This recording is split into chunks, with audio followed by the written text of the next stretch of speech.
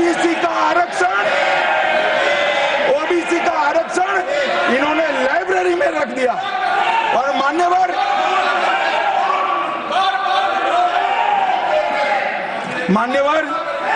अगर काका साहेब कालेलकर कमीशन का रिपोर्ट स्वीकार कर लिए होते तो 1980 में मंडल कमीशन की रिपोर्ट की जरूरत ना पड़ी। मंडल कमीशन का रिपोर्ट कमीशन ही इसलिए बनाया गया क्योंकि काका साहेब कालेलकर कमीशन का रिपोर्ट स्वीकारा नहीं, और 80 में मंडल कमीशन का भी रिपोर्ट आ गया, किसी ने इसका अमल नहीं किया। अमल कब हुआ? जब 90 में इनकी सरकार गई तब अमल हुआ।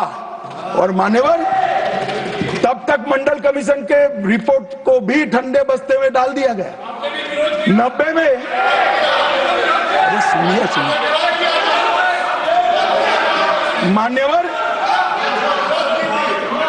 मान्यवर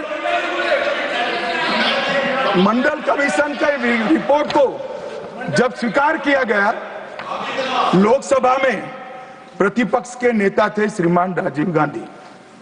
मैंने राजीव गांधी जी के सभी भाषणों को खंगाला। सबसे लंबा भाषण मंडल कमीशन के रिपोर्ट के विरोध करने के लिए किया है।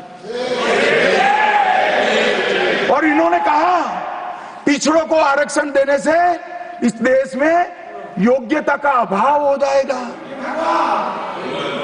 अब ये तो आपके विचार है।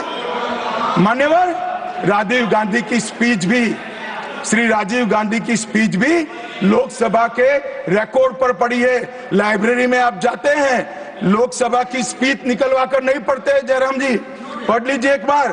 और नरेंद्र मोदी जी ने क्या किया मान्यवर?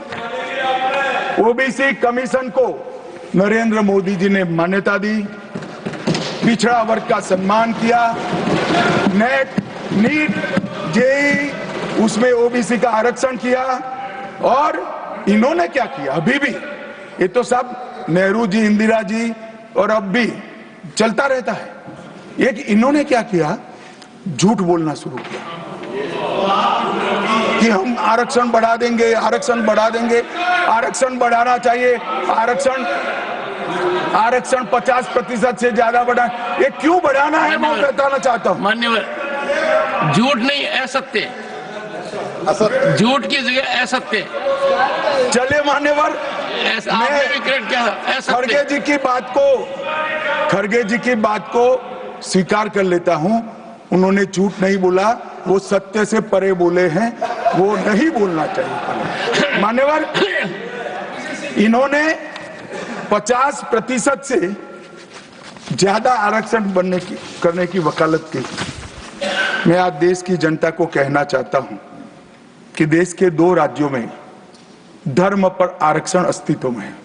धर्म के आधार पर आरक्षण ये गैर संवैधानिक है। मान्यवर संविधान सभा की कोई भी डिबेट आरक्षण के प्रावधान करने वाले आर्टिकल की पढ़ लीजिए।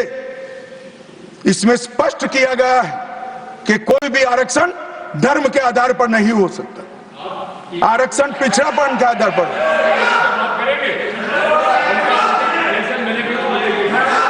मान्यवर मगर दोनों राज्यों में जब कांग्रेस की सरकार थी तब धर्म के आधार पर आरक्षण दिया। अब क्या हुआ है? सुप्रीम कोर्ट में रुक जाता है क्योंकि 50% की सीमा, वो ओबीसी का कोई कल्याण नहीं चाहते हैं। 50% की सीमा बढ़ाकर मुसलमानों को आरक्षण देना चाहते हैं। मान्य धर्म के आधार पर आरक्षण देना चाहते हैं। और मैं आज फिर से एक बार इस सदन में जिम्मेदारी तब के साथ कहता हूं, दोनों सदन में जब तक भाजपा का एक भी सदस्य है, धर्म के आधार पर आरक्षण हम नहीं होने देंगे। इस संविधान विरोधी मान्यवर मैं अब कांग्रेस पार्टी ने कभी धर्म के आधार पर आरक्षण अरे दिया है।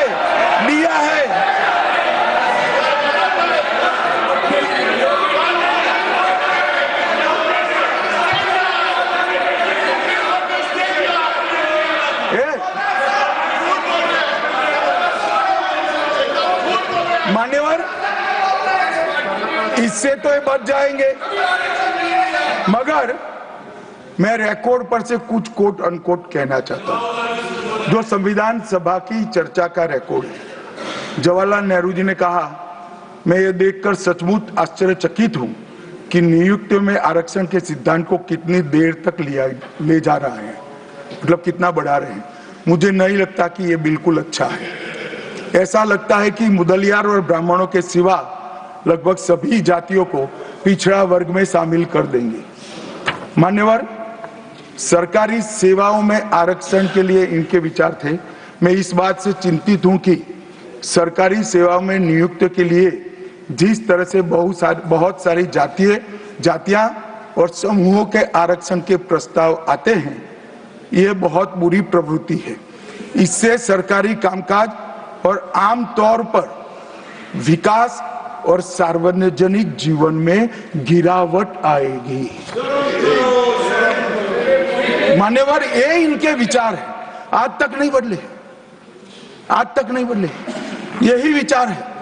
मगर अभी जोर से बोलना, एक शब्द का प्रयोग मैं नहीं कर सकता, आगे गलती हो गई थी, असत्य बोलना और सार्वजनिक रूप से बोलना, इस सिद्धांत को कुछ नेताओं ने स्वीकार कर लिया। मान्यवर, हमारे संविधान के directive of principle of state policies भाग 4 के अनुच्छेद 44 में एक एंट्री है जो कॉमन सिविल कोड की यूसीसी की बात करती है।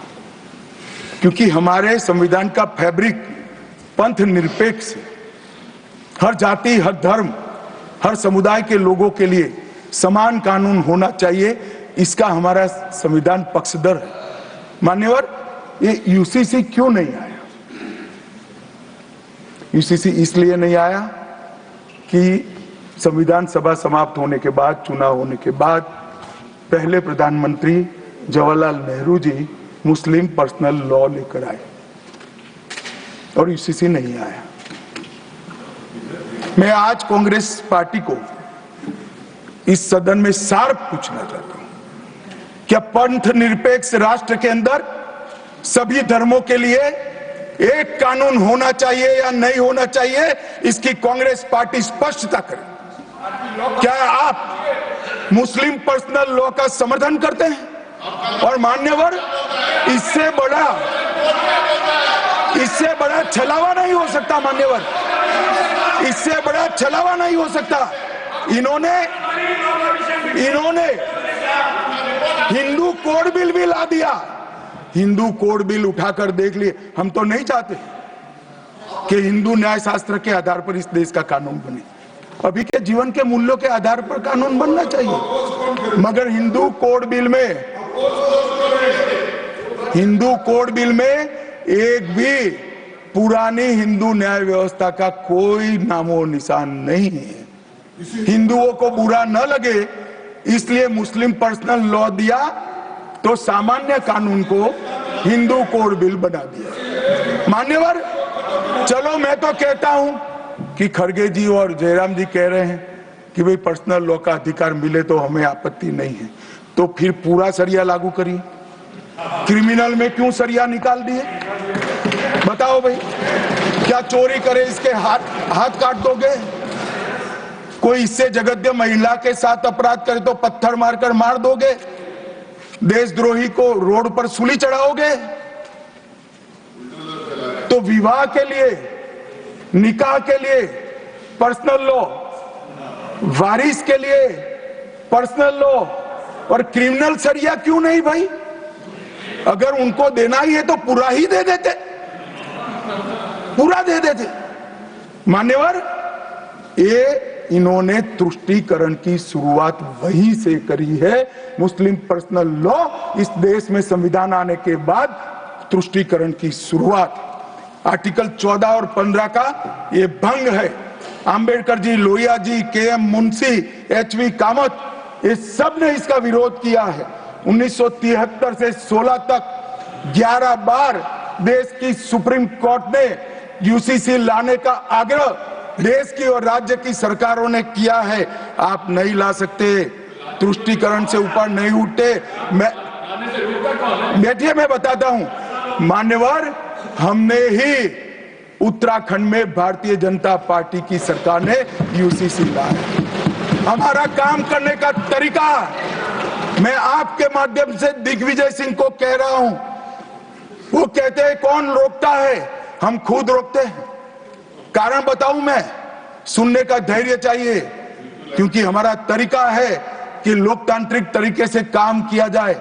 समाज के जीवन में इतना बड़ा सामाजिक बदलाव करने वाले कानून को उत्तराखंड सरकार ने मॉडल कानून के रूप में पारित किया है। इसकी न्यायिक मीमांसा होगी, इस पर सामाजिक चर्चा होगी, धर्म के विद्वान चर्चा करेंगे, कुछ सजेशन आएंगे तो इसको स्वीकारेंगे और बाद में भारतीय जनता पार्टी की सरकार हर राज्य में कॉमन सिविल कोड लेकर आए। आज तक नहीं मिला, वो भी कांग्रेस पार्टी के तुष्टीकरण की नीति थी। मान्यवर, अभी एक फैशन हो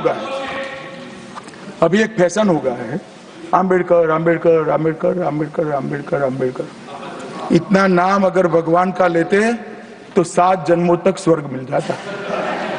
तो अच्छी बात है ना। सुनिए तो, सुनिए ना, आप सुनिए ना, मैं बताता हूं। हमें तो आनंद है कि आम्बेडकर का नाम लेते हैं। आम्बेडकर का नाम अभी 100 बार ज्यादा लो, परंतु साच अर्थ में आम्बेडकर जी के प्रति आपका भाव क्या है, ये मैं बताता हूं। मान्यवर, आम्बेडकर जी को देश की पहली कैबिनेट से इस्तीफा क्यों दे दिया? आम्बेडकर जी ने कई बार कहा कि अनुसूचित जातियों और जनजातियों से हुए व्यवहार से मैं असंतुष्ट हूं। सरकार की विदेश नीति से मैं असहमत हूं और आर्टिकल 370 से मैं असहमत हूं। इसलिए वो छोड़ना चाहते थे। उनको आश्वासन दिया गया, आश्वासन पूरा नहीं हुआ। उन्होंने इग्नोरेंस के चलते इस्तीफा दे दिया।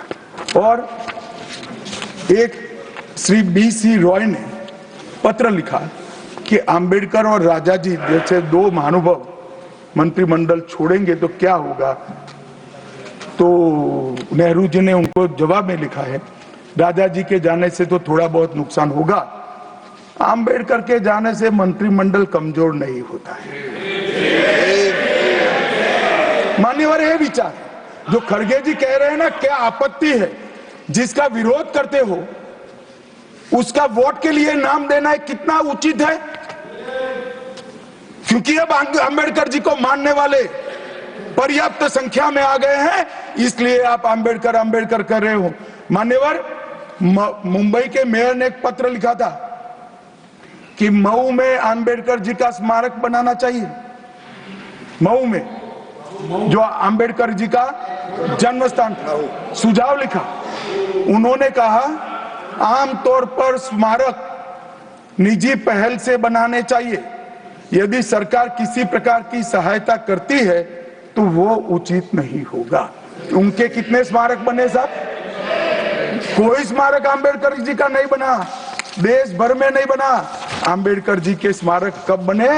जब भारतीय जनता पार्टी सत्ता में आई, तब मऊ में डॉक्टर आम्बेडकर के जन्म स्थान पर स्मारक बना। लंदन में अध्ययन करते थे, वहां स्मारक बना।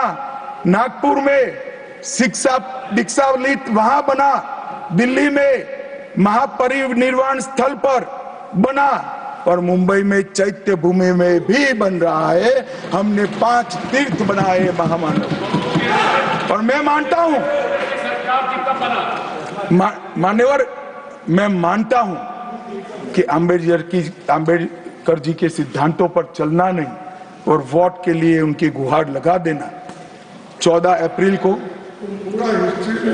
राष्ट्रीय समरसता दिवस घोषित किया हमने। 26 नवंबर को संविधान दिवस घोषित किया। उस वक्त भी इसका विरोध कांग्रेस के वरिष्ठ नेताओं ने किया। मान्यवर,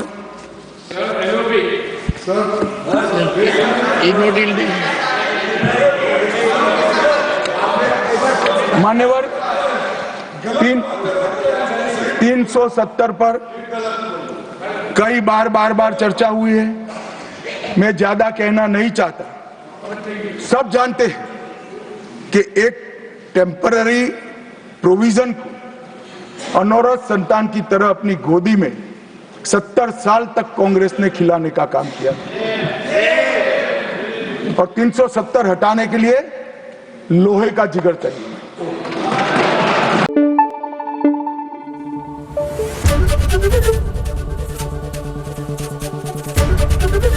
एबीपी न्यूज आपको रखे आगे।